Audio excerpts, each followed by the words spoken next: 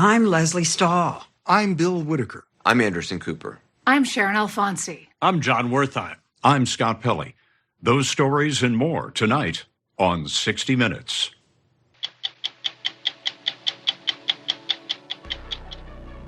You know that sound. Everybody does.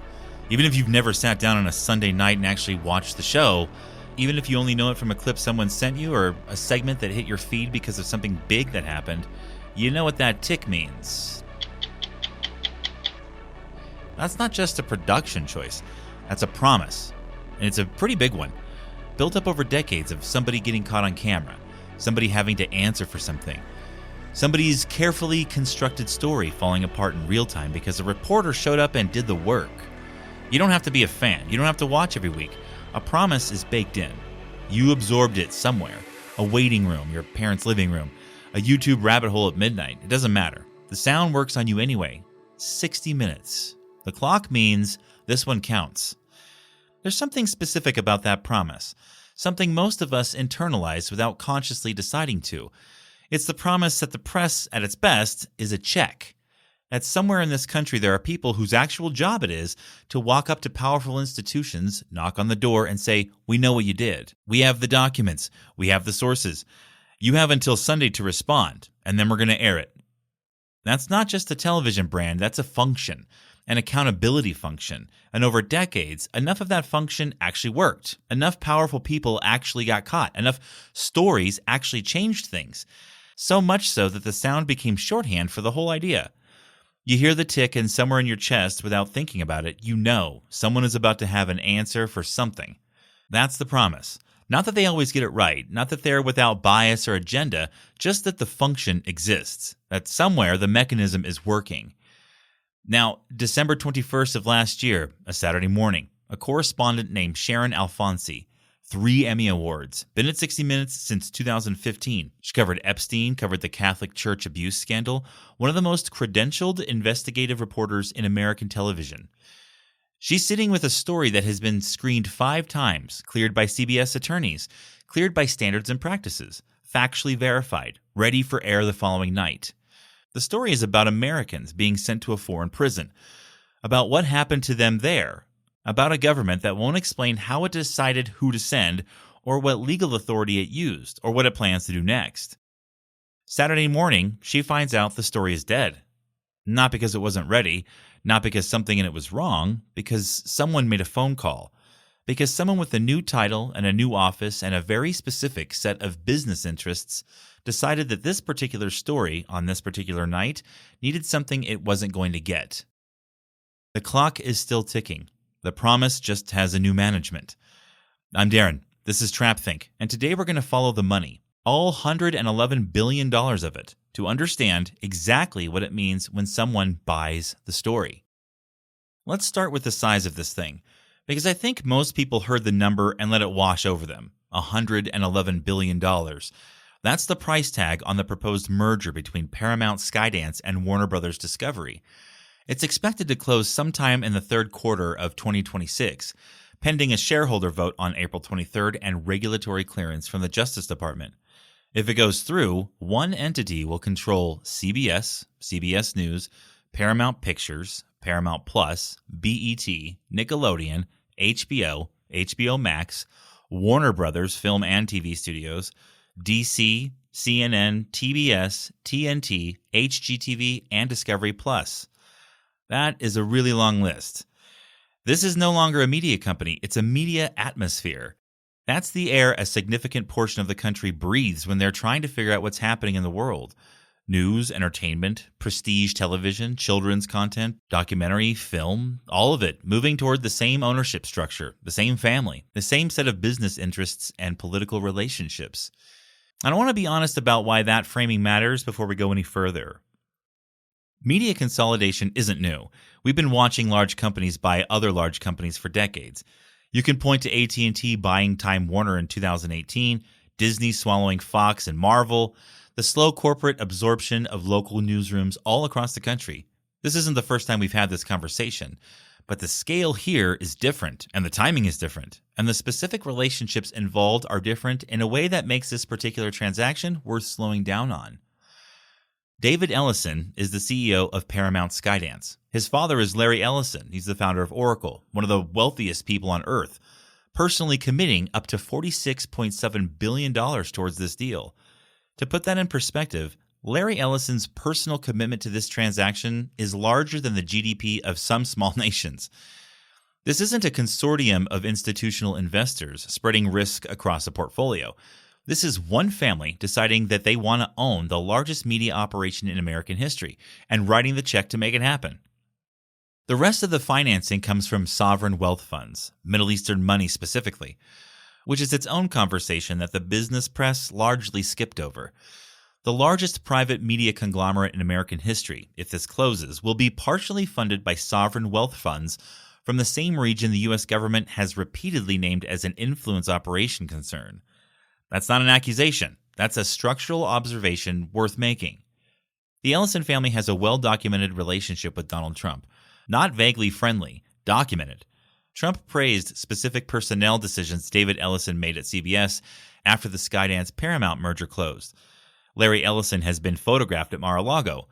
There are documented interactions, documented endorsements, documented praise flowing in both directions. The relationship is not a rumor, it's on the record. Now, here's the part that matters most for what we're building today. This deal requires regulatory approval from the Trump administration's Justice Department. That's not a footnote. That's the load-bearing wall of this entire story. Because every editorial decision made inside CBS News between now and the closing of this merger exists in the shadow of that approval. Every story that runs, every story that doesn't, every hire, every cancellation, every phone call from a new editor-in-chief asking a correspondent to hold a piece that's already been cleared 5 times. All of it happens while the DOJ is deciding whether to sign off on a transaction that would make the Ellison family the most powerful private media force in the country. Now, to be fair, the acting head of the DOJ's antitrust division said publicly that this deal will absolutely not be fast-tracked for political reasons. I'll take that at face value. The process is the process. Regulatory bodies have procedures. The people running those procedures are professionals. But the incentive structure is the incentive structure, and incentive structures don't need memos. They don't need phone calls. They don't need anyone to say the quiet part out loud. They just need everyone in the room to understand what's at stake and to make decisions accordingly. Nobody has to tell you that the stove is hot. You already know. You act accordingly. So that's what we're tracking today. Not corruption, not conspiracy. Incentive structures operating exactly as designed, producing outcomes that serve the interests of people inside them, while nobody in the building ever has to say a word about it. Now, let's go back a little further, because to understand how we got here, you need to understand what happened before the Warner Brothers deal. You need to understand the settlement. In October 2024, Donald Trump sued CBS. The lawsuit was over a 60 Minutes interview with Kamala Harris, specifically over how the interview is edited. Trump's argument was that CBS had edited the interview in a way that made Harris look more coherent than she actually was. And that's true. That a rambling answer got cleaned up in edit. That the edit was deliberate, targeted, politically motivated, and caused him measurable harm. He claimed defamation. He claimed election interference. He threw in every theory of liability his legal team could construct. And honestly, some of it was true. I remember seeing that interview, and a lot of us do.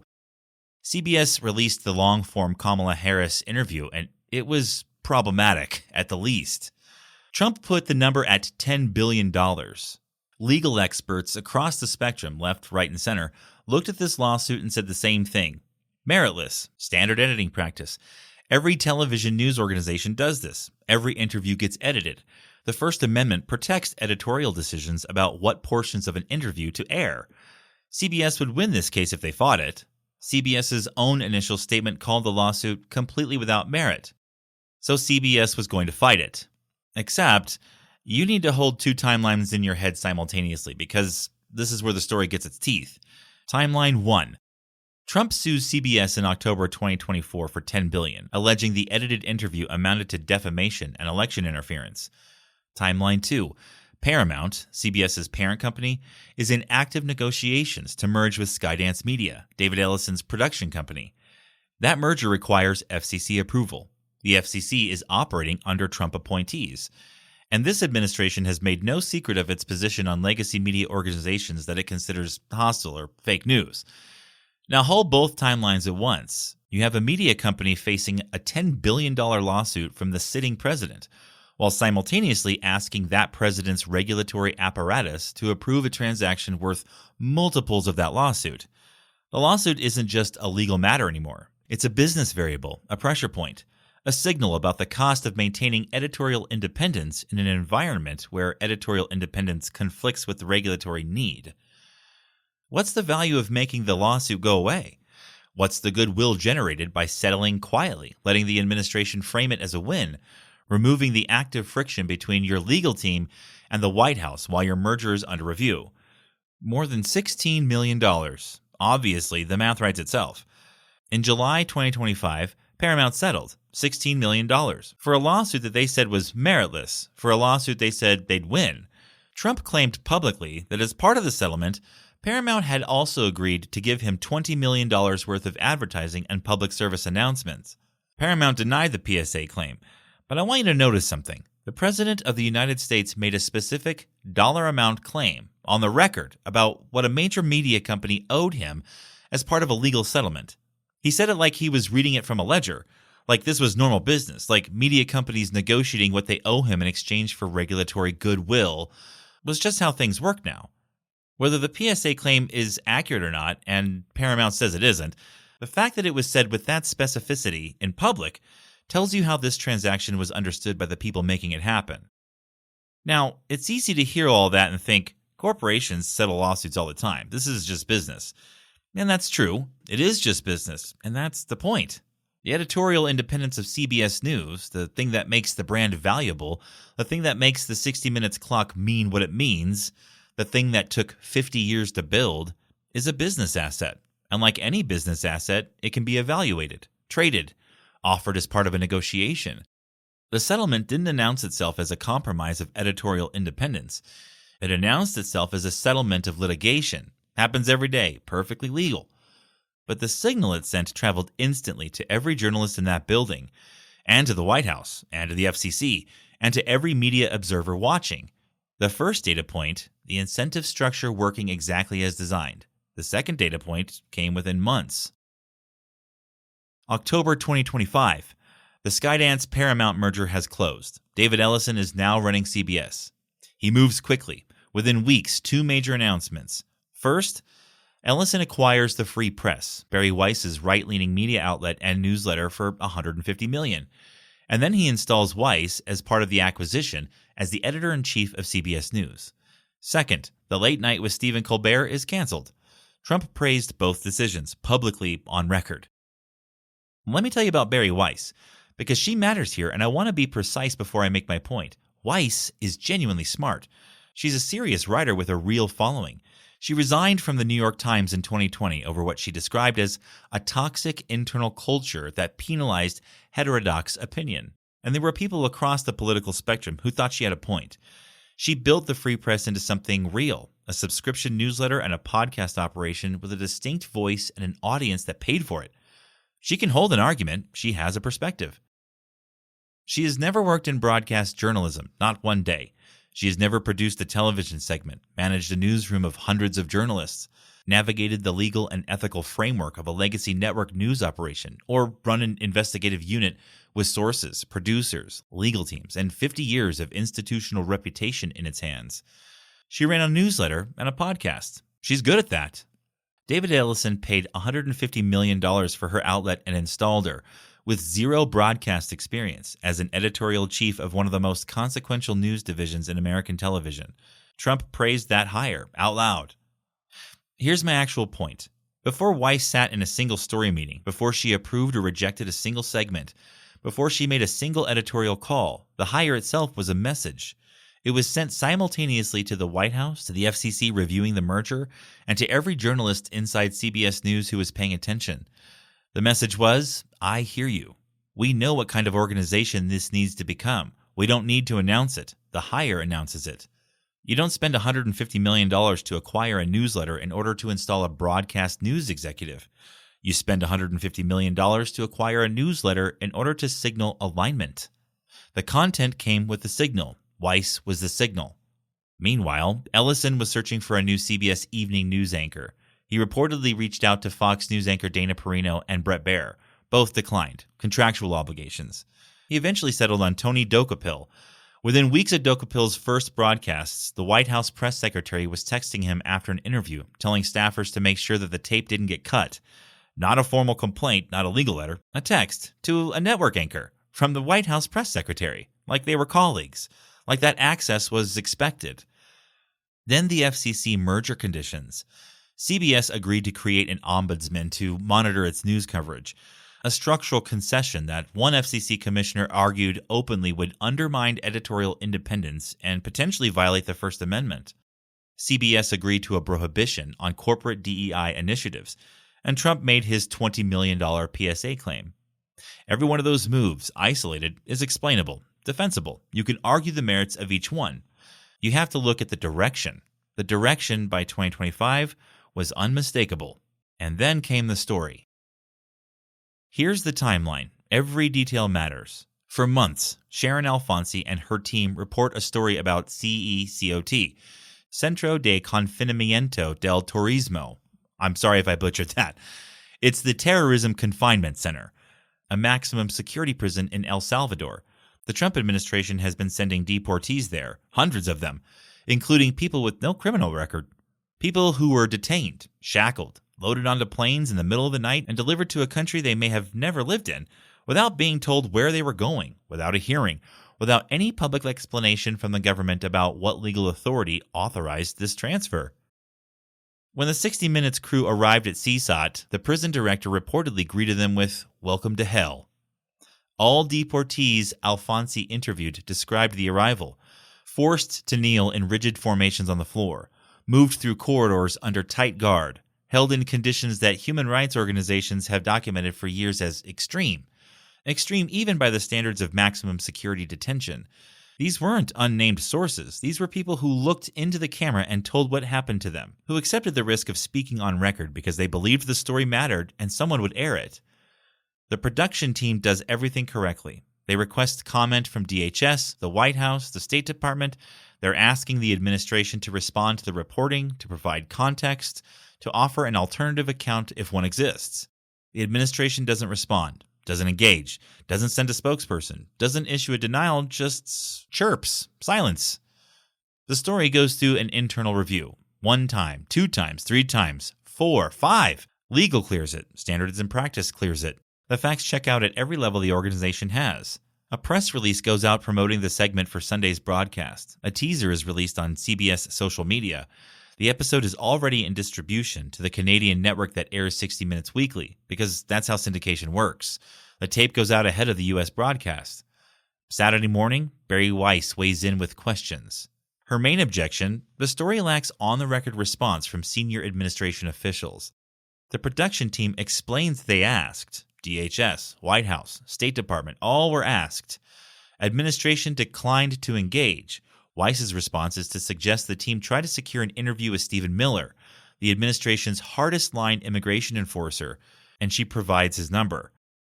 Think about the architecture of this for a minute. The editor-in-chief of CBS News, installed by an owner who needs the administration's regulatory approval to close a $111 billion deal, is personally providing the contact number for the administration's immigration hardliner. That as the solution to a story about the administration's immigration enforcement. The people being asked to fix the story's alleged deficit are the people this story is about. Sunday afternoon, 3 hours before airtime, CBS releases a statement. We determined it needed additional reporting. The CSOT segment is pulled. In its place, a segment about a musical family from Nottingham, England. 7 siblings, all celebrated musicians. By all counts, a genuinely lovely story. But that night, the Sunday night that had been promoted as carrying a fully verified account of deportees describing torture in a foreign prison, instead aired a feel-good segment from the English Midlands. Alfonsi writes an email to her colleagues that night. It leaks to the New York Times and Deadline within days. And the key line, paraphrased, if the government's refusal to be interviewed becomes a valid reason to kill a story, we have just handed the administration a kill switch for any reporting they find inconvenient. She also wrote about the sources, the people who trusted her, who risked something to speak on camera. She wrote that abandoning them now would be a betrayal of the most basic tenet of journalism, giving voice to the voiceless. That email wasn't performed outrage. It was a precise, professional assessment of what had just happened and what it meant, written by someone who understood exactly what mechanism had just been activated and knew it needed to be named. I want to stay with Alfonsi's framing for a sec because I think it's the most important idea in this episode, and I don't want to move past it too quickly. We tend to think about censorship as active. Someone makes a call, someone sends a directive, someone applies pressure that leaves a traceable mark, kind of in the moment. That version of censorship is visible, documentable, litigable. It creates liability for the people who exercise it. What Alfonsi identified is structural, the mechanism that operates through absence rather than action, that produces the same outcome. The story doesn't air without anyone having to do the thing that would leave fingerprints. Here's how the mechanism works step by step. An editorial standard is established. Stories about a government policy should include on-the-record response from senior government officials before they air. That standard sounds reasonable. It sounds like journalism. In many contexts, it is journalism. Giving your subject a chance to respond before you publish is a legitimate practice. But apply it in this specific context, where the government is the subject of the story, where the government has a demonstrated pattern of refusing to engage with critical coverage, and where the editor applying the standards was installed by an owner who needs that government's regulatory approval. And the standard becomes a weapon. The government declines to respond. The standard isn't met. The story doesn't air. Nobody issued a directive. Nobody picked up the phone. Nobody did anything that looks from the outside like censorship. The system produced the outcome. The mechanism worked. And here's what scales this beyond one story. Think about every investigation currently in development at CBS News. Every piece about deportation policy, about detention conditions, about executive actions that haven't been legally tested yet. Every one of those stories needs a comment request. The administration can't decline every one. If declining is sufficient to hold a story, then the administration doesn't need a PR strategy. It doesn't need a press secretary. It just needs to not pick up the phone. That's not hypothetical. That's the logical extension of a standard that was just applied to a fully verified, legally cleared, 5 times reviewed story about people in a foreign prison.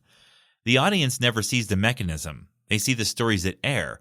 They trust the channel because of what the channel has been, because of the accumulated authority of 50 years of the clock keeping its promise. And that trust, that compliance, is now operating inside an incentive structure that has other priorities.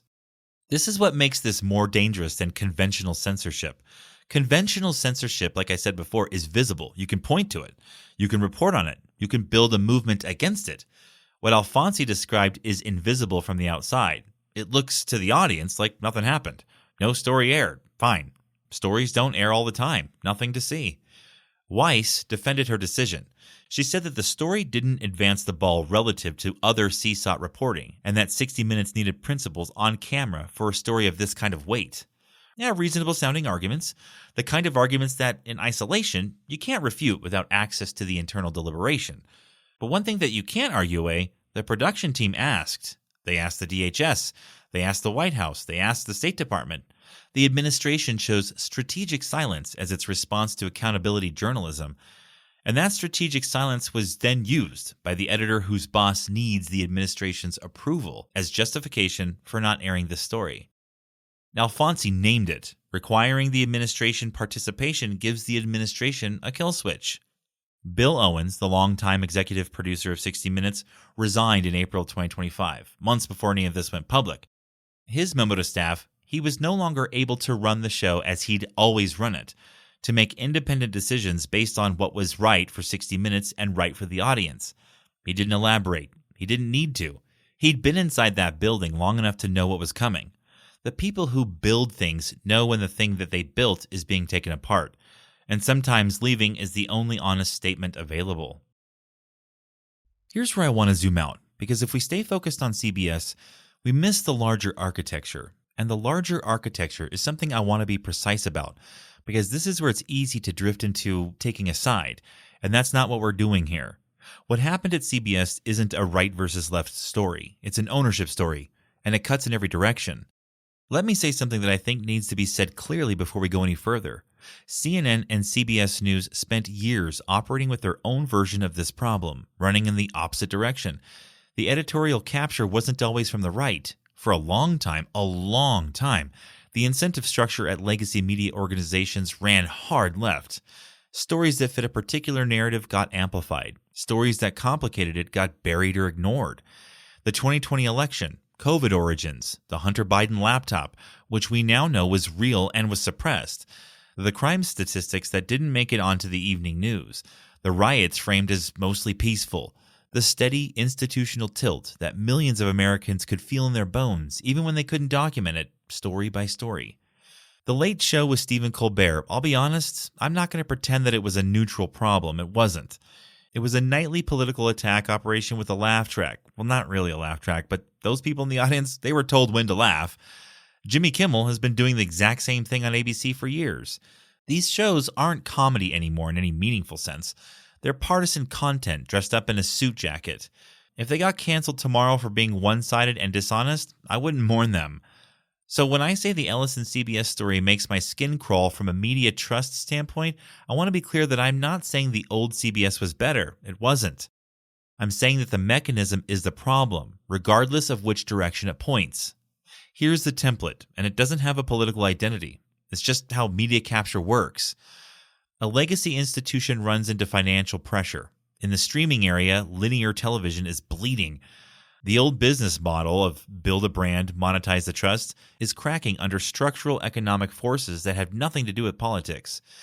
The institution genuinely needs capital or a buyer. It comes to the table already compromised financially. The people with capital know that. And capital arrives with its own interests. Every owner of a media organization has interests. The question is always whether those interests align with editorial function or conflict with it. For years, the conflict ran in one direction. Now, with this particular transaction, it may be running in the complete opposite direction. That's not progress. That's just a different version of the same problem. The signals accumulate, not through memos or press conferences, through hires, cancellations, editorial standards applied selectively. The direction becomes visible to anyone inside the building before it's visible to anyone outside of it. And the mechanism activates on a specific story, and the story becomes the evidence. Now, here's the honest question about Bari Weiss and the CECOT spike. Earlier, I said that Weiss lacks broadcast experience, and that's true, but I want to give the full picture. Weiss came from a tradition of being willing to challenge orthodoxy, including the orthodoxy of institutions she worked inside. She resigned from the New York Times rather than bend to internal pressure. That's actually a quality you'd want in someone running a news division. So maybe she's going to be fine. Maybe she brings a genuine correction to decades of one-directional tilt at CBS. That outcome is possible, genuinely. The desire for that correction after years of editorial capture running left is real and understandable. But the way the correction is being attempted, through ownership incentives, through a $111 billion transaction requiring regulatory approval from the administration whose coverage is being adjusted, through a hire whose primary signal is alignment rather than competence, that method is the trap. Because the method doesn't care about correction. The method cares about alignment. And alignment, whoever it serves, is not journalism. The CSOT story is where this gets complicated in ways I want to address directly. The deportees in that story are not American citizens. Asylum seekers are not citizens. They are migrants in a legal process, some with legitimate claims and some without. Some whose cases are still pending. Framing them as Americans being sent to a foreign prison is itself a framing choice, a thumb on the scale, the kind of thing Trapthink exists to call out. The story, as CBS constructed it, carried its own editorial weight, and that weight was not neutral, which means what we have with the CSOT spike is genuinely complicated. A story with its own framing problems, killed by an editor whose own conflicts of interest are documented, at a network whose new ownership has interests that conflict with accountability journalism. Everybody in this scenario has something they're protecting. The story deserved scrutiny. The kill mechanism is still worth documenting. Those two things can be true at the same time. That's the pattern. It's not left versus right. Ownership interests versus the public's interest in knowing what's actually happening. The conflict has run in both directions. It's running again now. The direction changed. The mechanism didn't. April 23, 2026. Warner Bros. Discovery shareholders vote on whether to approve the Paramount-Skydance merger. Warner Bros. Discovery has unanimously recommended approval. The deal is expected to pass, and when it does, pending DOJ clearance, one family backed by sovereign wealth funds and a personal commitment of $46.7 billion will control the editorial direction, the content pipeline, and the news gathering apparatus of what would be the largest private media operation in American history. CBS News, CNN, 60 Minutes, HBO, Warner Brothers Film and TV Studios, DC, Nickelodeon, BET, HGTV, Paramount Pictures, Discovery Plus. Now, I said CNN and CBS had their own version of the ownership problem running for years. I meant that. And I think it's worth asking the uncomfortable question, is this merger a correction? Is a right-leaning Ellison family owning what was previously a left-leaning institution media complex actually a rebalancing of forces that were already out of balance? Maybe. And I want to sit with it seriously for a sec, rather than just dismiss it.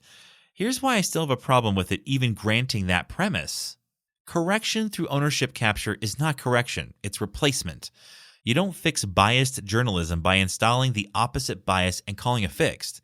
You fix biased journalism by building the institutional conditions where the editorial function can work regardless of who owns the building. Standards, independence, separation between the business interests of the owner and the editorial decisions of the newsroom. Those are the things that produce journalism you can trust over time. What's being built here is probably not that. What's being built is an ownership structure where the same conflicts of interest that produced one kind of captured journalism will now produce a different kind of captured journalism. The audience will trust it more for a while because it feels like a correction. That's kind of the trap. The trust gets rebuilt on a foundation that has the same structural flaw, just facing a different direction. And there's a timing problem worth naming.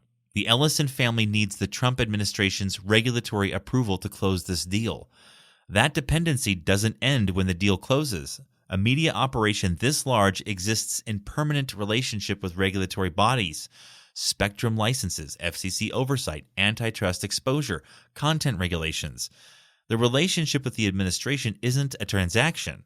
It's an ongoing structural dependency, which means the incentive to maintain the alignment doesn't expire at closing. It becomes permanent.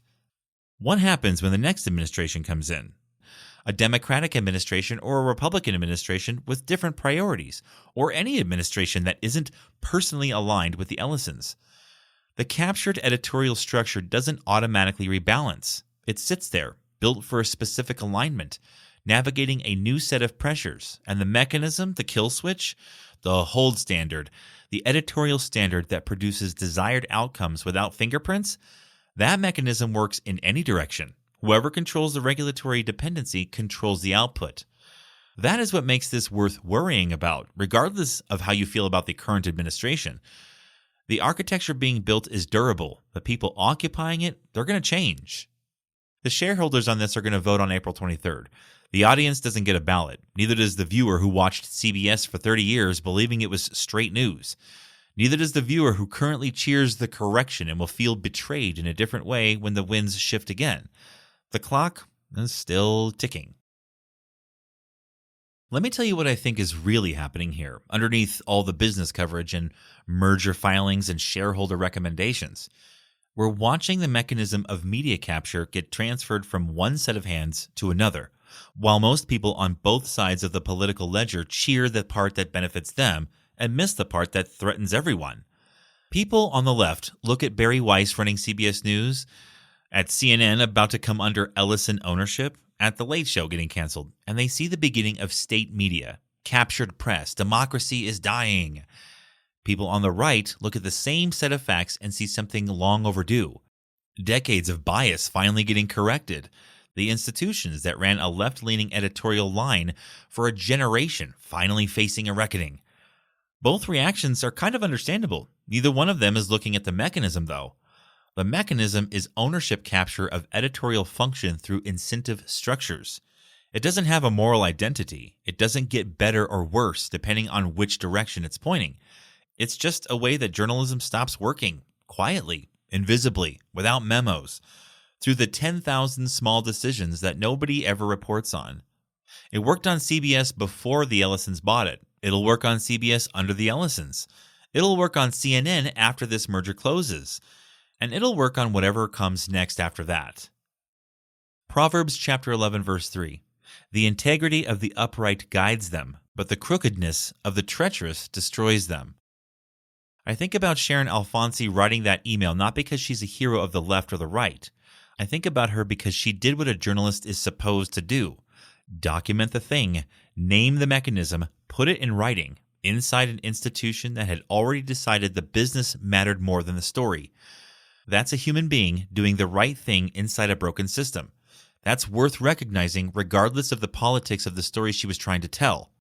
The CECOT story had its own framing problems. The administration's deportation policy is a legitimate subject of debate.